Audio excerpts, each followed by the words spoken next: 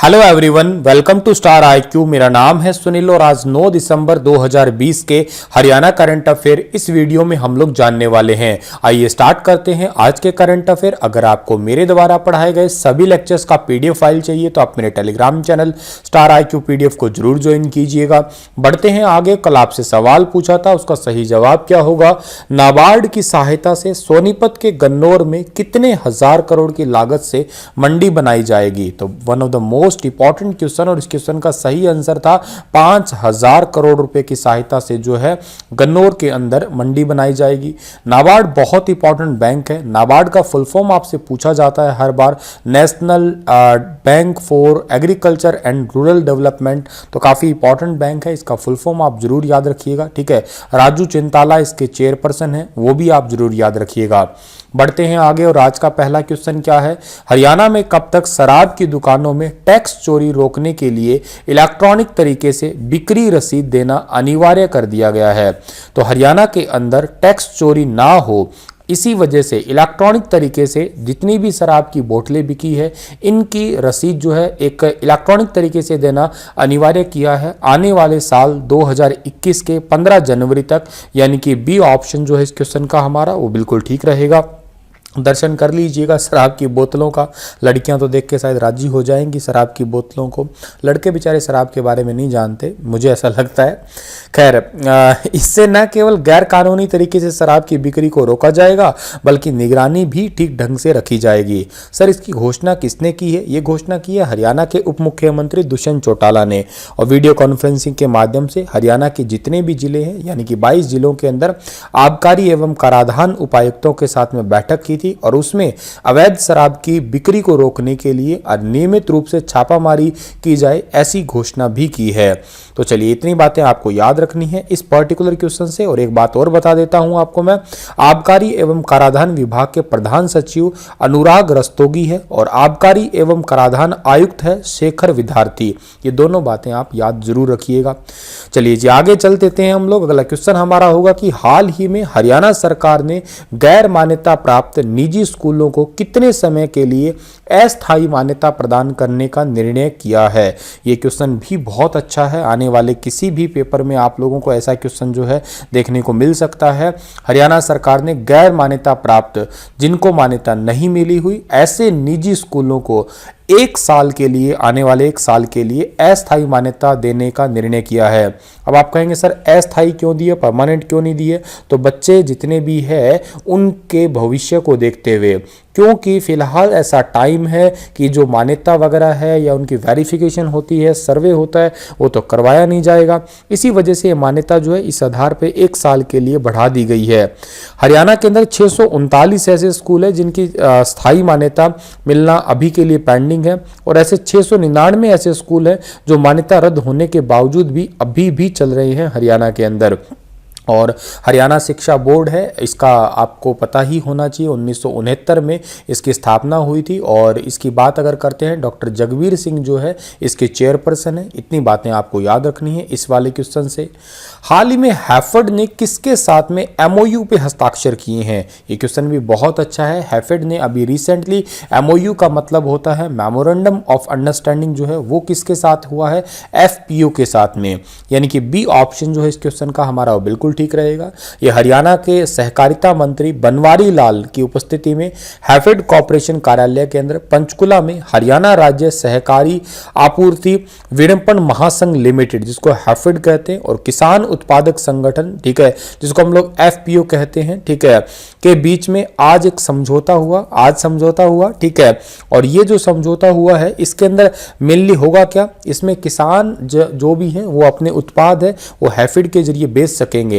जैसे कौन कौन से सर जी? जैसे शहद है, मुरब्बा है, आंवले का मुरब्बा है, सेब का मुरब्बा है, हर्ड का मुरब्बा है, अदरक मुरब्बा है, लहसुन मुरब्बा है, को अपने उपभोक्ता उत्पादों को उपलब्ध करवाने के लिए किसान उत्पादक संगठन, ठीक है, एफपीओ को विपणन सहायता देने का निर्णय लिया गया है। तो ये क्वेश्चन आपका अच्छा क्वेश्चन रहेगा, आपको जरूर याद रखना है।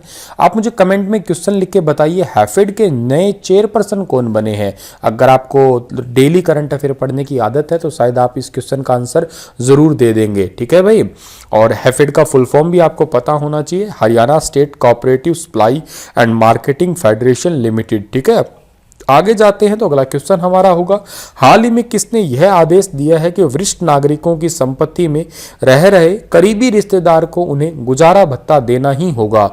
इसका मतलब क्या हुआ, मान लेते हैं कि वरिष्ठ नागरिकों की संपत्ति में, अभी मान लेते हैं कि कोई एक पर्सन है, ठीक है, और ये उम्र का लगभग मान लेते हैं 75 साल का होगा। ठीक है, और ये 75 साल का है और इसके जो है पास में कोई व्यक्ति रह रहा है। ठीक है, और ये व्यक्ति रह रहा है इसकी संपत्ति में, इस व्यक्ति का नाम ए रख लेता हूं मैं। ठीक है, ये व्यक्ति रह रहा है इस 75 साल के व्यक्ति बूढ़े आदमी के साथ में रह रहा है, इसी की संपत्ति में रह रहा है। ठीक है, रह इसके घर में रहा है, इसकी संपत्ति में रहा है, लेकिन ये बूढ़ा आदमी अभी कुछ कमा नहीं रहा है, कमा ये ए नाम का आदमी रहा है। तो ऐसे लोगों को जो है इनको गुजारा भत्ता देना होगा, अपनी कमाई का कुछ गुजारा भत्ता देना ही होगा। ऐसे नहीं है कि भी रिलेटिव है मैं क्यों दूं, इनके बच्चे देने चाहिए। ठीक है, ऐसी घोषणा भी रिसेंटली किसने की है, पंजाब और हरियाणा हाई कोर्ट ने। अब आप इस क्वेश्चन को पढ़िएगा क्या कहता है, अच्छे से समझ आ जाएगा कि हाल ही में किसने यह आदेश दिया है कि वरिष्ठ नागरिक की संपत्ति में रह रहे करीबी रिश्तेदार को उन्हें गुजारा भत्ता देना होगा। तो समझ गए होंगे आप लोग। और हरियाणा और पंजाब हाई कोर्ट ने ऐसी घोषणा की है, तो हरियाणा पंजाब हाई कोर्ट का आप लोगों को स्थापना भी अच्छे से पता होनी चाहिए। स्थापना कब हुई थी इसकी स्थापना हुई थी 1966 में, और चीफ जस्टिस का नाम क्या है, रविशंकर झा है। ये बात भी आप याद कर सकते हैं। ठीक है भाई, तो चलिए आगे बढ़ लेते हैं। अगला क्वेश्चन हमारा होगा कि गुरुग्राम के किस गांव में श्री शीतला माता मेडिकल कॉलेज एवं अस्पताल का निर्माण किया जाएगा। ये चीज़ें बड़ी इंपॉर्टेंट होती है जो मुख्यमंत्री द्वारा घोषणा की जाती है। तो गुरुग्राम के अंदर शीतला माता का मंदिर है, ये तो एक सीधा सी बात है आपको जो याद करनी ही है। यहाँ पे एक मेडिकल कॉलेज और अस्पताल का निर्माण किया जाएगा। ये गांव का नाम है खेड़की माजरा में, यानी कि ए ऑप्शन जो है इस क्वेश्चन का हमारा वो बिल्कुल ठीक रहेगा। ऐसी घोषणा की है अभी हाल ही में मुख्यमंत्री जी ने। और के साथ में गुरुग्राम विकास प्राधिकरण की बैठक में जो है कुछ और भी फैसले हुए हैं, जैसे हीरो होंडा चौक से कैप्टन उमंग भारद्वाज चौक तक की सड़क की चौड़ाई 30 मीटर से बढ़ा के 60 मीटर की जाएगी। और धनवापुर गुरुग्राम में 75 MLD क्षमता तथा बहरामपुर में 90 MLD की क्षमता की से 2 दर्शरी ट्रीटमेंट यूनिट का जो है वो निर्माण किया जाएगा। CPR के साथ साथ ड्रेन का इस्तेमाल जो है वो भी किया जाएगा या ड्रेन का निर्माण किया जाएगा। 650 बेड का अस्पताल और 100 बेड की क्षमता का जो है ट्रामा सेंटर बनाया जाएगा। और आधुनिक सुविधाओं से लैस होने वाला ही ये कॉलेज, जिसके बारे में हम लोग ये क्वेश्चन को पढ़ ही रहे थे। चिकित्सा शिक्षा के लिए 250 सीटें अलग से जो है वो रिजर्व रखी जाएगी। विद्यार्थियों के लिए हॉस्टल के साथ साथ स्टाफ के लिए जो है आवासीय सुविधाएं भी होगी इस कॉलेज के अंदर। और गुरुग्राम की अगर मैं बात करता हूं यहाँ पे, तो गुरुग्राम जो है इसका पहले नाम गुड़गांव होता था, लेकिन 2016 में इसका नाम गुरुग्राम कर दिया। और गुरुग्राम को हम लोग हरियाणा की मिलेनियम सिटी कहते हैं। गुरुग्राम को ही हरियाणा की साइबर सिटी के नाम से पुकारते हैं। गुरुग्राम के अंदर मानेसर पड़ता है, ये हरियाणा का 11वां नगर निगम होगा। ये बात भी आप याद रखिएगा साल 2021 के अंदर। अगला क्वेश्चन हमारा क्या होगा भाई, अगला क्वेश्चन होगा कि किसान के खेत में होने वाली हर प्रकार की पैदावार को व्यवस्थित ढंग से खरीदा जाने वाला हरियाणा देश का कौन सा राज्य होगा। हरियाणा जो है ऐसा अगर खरीद लेता है तो ये पूरे देश का पहला ही राज्य होगा। ए ऑप्शन जो है इस क्वेश्चन का हमारा वो बिल्कुल ठीक रहेगा। कॉन्ट्रैक्ट खेती, कॉन्ट्रैक्ट फार्मिंग के प्रावधान से बड़े सहकारी संघ बनेंगे और प्रत्येक जिले में 600 की औसत से तकरीबन 14,000 सहकारी समितियां हैं, उनका भी गठन किया जाएगा। और इनके माध्यम से न सिर्फ किसान के खेत जो है खेत से पैदावार खरीदी जाएगी, बल्कि समितियां अपनी बिक्री के अंदर आउटलेट के माध्यम से, जैसे अभी मैंने आपको पढ़ाया था कि हैफेड के माध्यम से आम उपभोक्ताओं तक जो है उन चीज़ों को पहुंचाने में मदद भी करेगी। किसान मूल्य आश्वासन तथा कृषि सेवा अध्यादेश 2020 के तहत बड़ी कंपनियां ही नहीं बल्कि सहकारी समिति भी किसान से उनकी उपज का भाव और खरीद तय कर सकेगी। जो नए कानूनी बिल आए हैं इसके तहत बड़ी बड़ी कंपनियां तो किसानों की फसल डायरेक्ट ले ही सकती है, इसके अलावा जो है सहकारी समितियां भी है किसानों से डायरेक्ट जो है चीजें ले सकेंगे। इससे किसानों की आय बढ़ेगी, ऐसा सरकार का कहना है। ठीक है, अभी तक किसान का बेटा खेती के प्रति आकर्षित इसलिए नहीं होता था क्योंकि क्योंकि उससे खेती में निश्चित आय का वजूद नहीं मिलता था। ऐसा सरकार ने क्यों किया है? क्योंकि एक तो हर एक व्यक्ति का जो है खेती की तरफ आकर्षण बढ़े और किसानों की आमदनी दोगुनी हो, इसी वजह से ऐसे उपाय किए हैं रिसेंटली हरियाणा सरकार ने। और ये के साथ में भारत सरकार के भी बिल हैं, लेकिन देखिएगा इन पे कॉन्ट्राडिक्शन बहुत ज़्यादा है। ठीक है, जितनी पॉजिटिव बातें सामने दिखाई देती है उतनी पॉजिटिव बातें है नहीं। ठीक है भाई, आगे बढ़ते हैं। तो हरियाणा में कितने किसान उत्पादक संघ बनाए जाएंगे?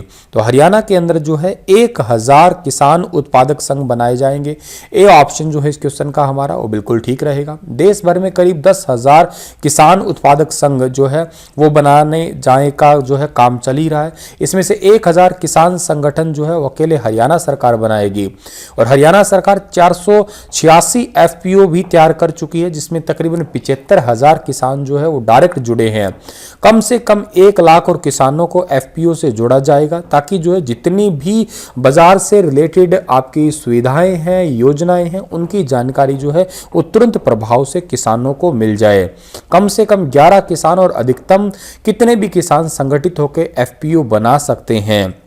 आगे जाते हैं। अगला क्वेश्चन हमारा होगा कि हरियाणा का कौन सा जिला सरकारी स्कूलों में स्मार्ट कक्षाओं के जरिए पढ़ाई करवाने वाला पहला जिला बना है? बहुत इंपॉर्टेंट क्वेश्चन है ये। इस क्वेश्चन का सही आंसर क्या होगा भाई? इसका सही आंसर होगा करनाल डिस्ट्रिक्ट। बी ऑप्शन जो है इस क्वेश्चन का हमारा वो बिल्कुल ठीक रहेगा।